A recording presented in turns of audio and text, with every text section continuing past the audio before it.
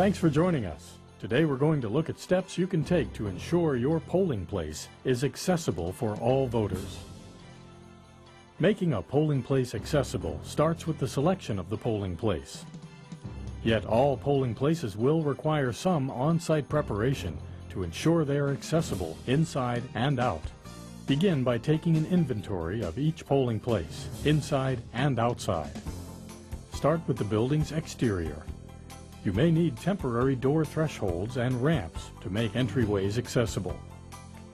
Cones might be needed to create van-accessible parking spots.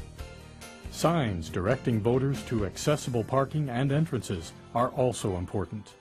Rubber mats might be needed to cover grating along the path of travel that may be hazardous to voters with disabilities.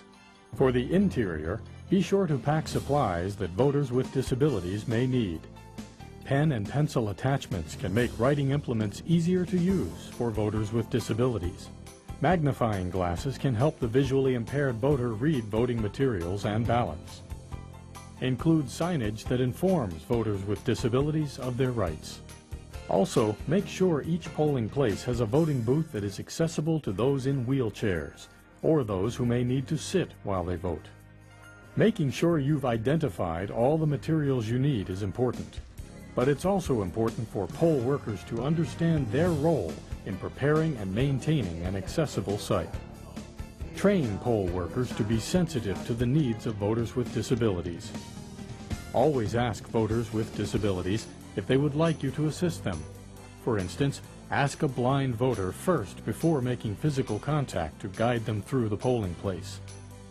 Make sure poll workers' election day supplies include written instructions and a checklist for providing an accessible polling place.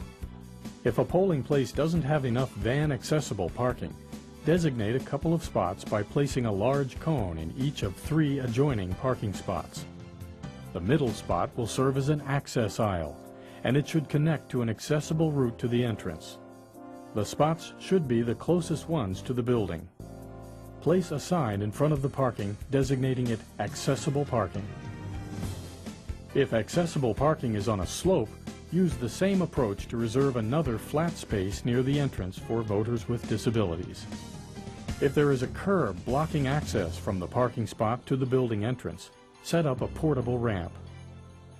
Likewise, if the main entrance is not accessible, post an accessible entrance sign to direct voters with disabilities to the alternate accessible entrance. If no entrance is accessible, install a temporary ramp to smooth the entrance. If the entrance door is particularly heavy, prop it open or station volunteers nearby to open it for voters. Make sure voters in wheelchairs have plenty of room to comfortably maneuver inside the polling place. Finally, have poll workers take a test run to confirm that all areas of the polling place, interior and exterior, are accessible. Have them carry an accessibility checklist as they do this, carefully following the voter's path from exiting their car to leaving the voting booth.